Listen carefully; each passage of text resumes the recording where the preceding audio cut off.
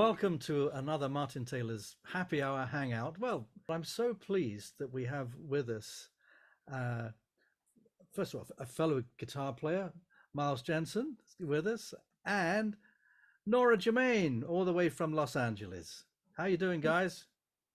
Doing well. Doing great and honored to be here once again. Oh, we're so pleased you're here.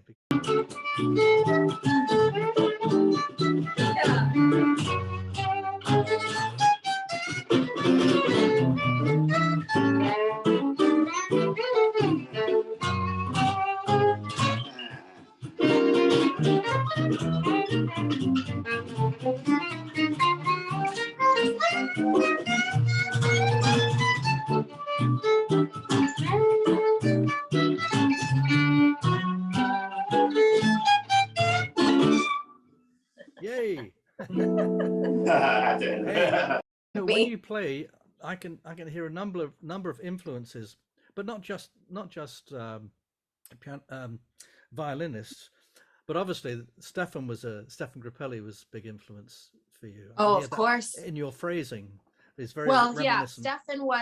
Stefan was the first violinist that I heard as an early teenager that made me want to keep playing violin, because I was so burnt out playing classical music. And when I heard him, I felt a light of hope. But there are other points of light, including you and other people. And Miles has been a point of light for me and a lot along the way, but he was sort of the first one for me. I guess some of my earlier influences, Stefan and also Oscar Peterson and other players like that, would play so many notes. They played a lot of notes, yeah. And Tommy Emmanuel also is someone who's very notey, who I absolutely love. And I love those people equally as much as I love people like Miles Davis. And Martin, you tend to leave quite a lot of, that's your Zen mentality coming out in your solo. Well, what I'm doing is actually I'm starting to play, as I go along, I play less and less notes, and eventually nobody will even know that I've disappeared. Yeah, disappeared into. That's going I seem to remember extreme. Him. Whatever happened to him? That's going to the extreme of suggesting something to the point that you're not even. Jive at 5. I don't know if Miles and I have done that, but Martin, you were kind enough to play that with me on a record I did. Yeah. Way back in the day. Do you remember in New Orleans? I was there and I asked you to do it over email, and surprisingly you said yes, which was so cool. It was nice. Hopefully we can record something more in the future.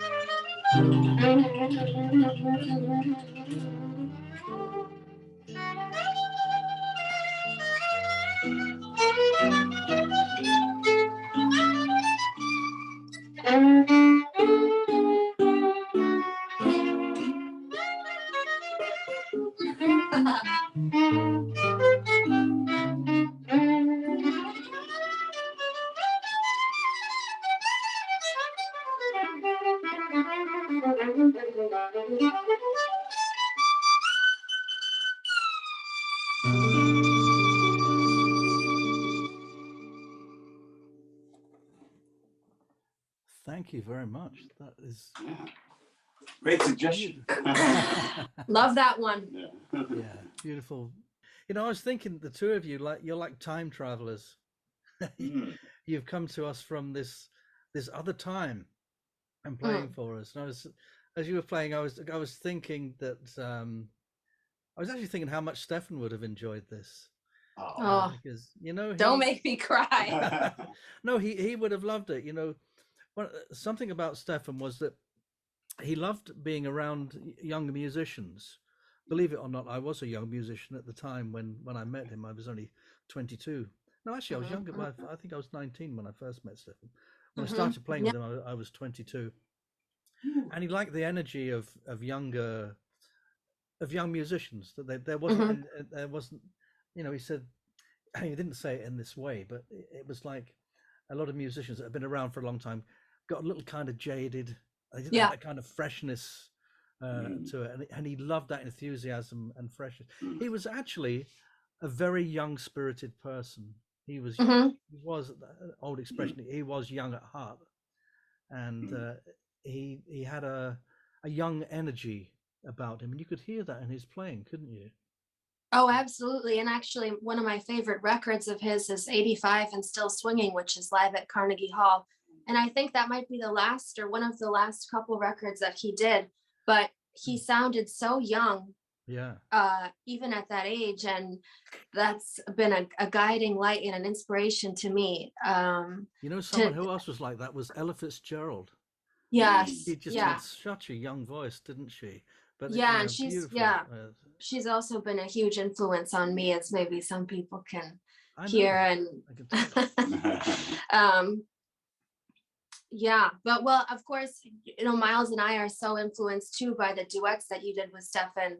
I mean, I studied that stuff very carefully, and I feel like you know, there were other great duets eras of duets, you could say, that I enjoyed, but I would sort of study it from a spiritual perspective. I would just put it on and let it just seep in over days and weeks and months, rather than really sit down and, oh, this is the sharp this, and they did the codas going here. Like I didn't really think about it like that, and I still don't ever think about music like that. People, when I ever do a master class or if I do a lesson with someone, sometimes they say, Nora, tell me what the jazz scale is. And I say, I'm so sorry, it's the same 12 notes as classical music. And, you know, people contact me asking for licks, and I just say, I don't know any licks. I don't know what to tell you. I tell them to talk to Ted.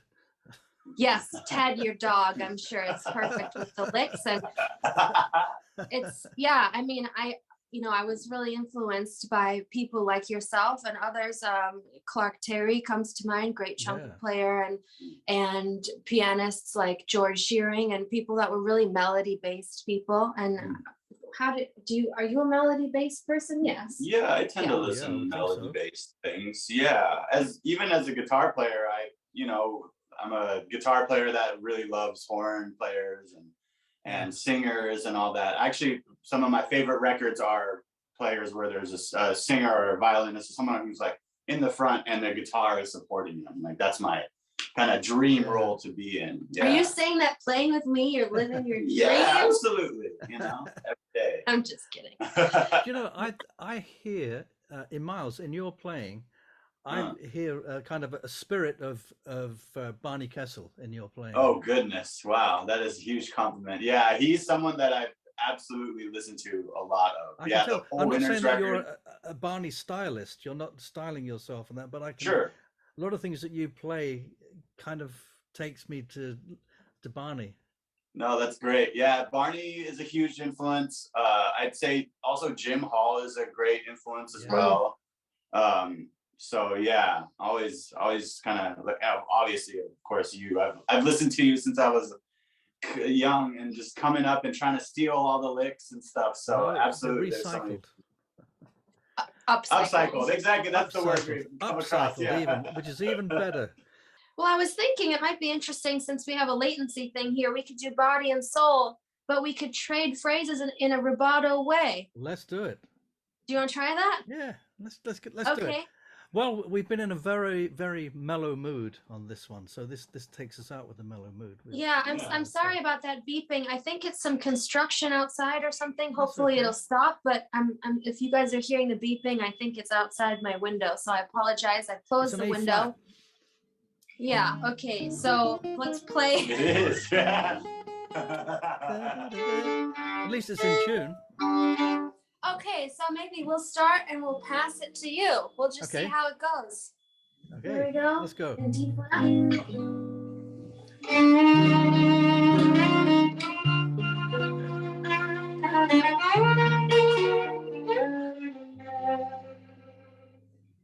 flat.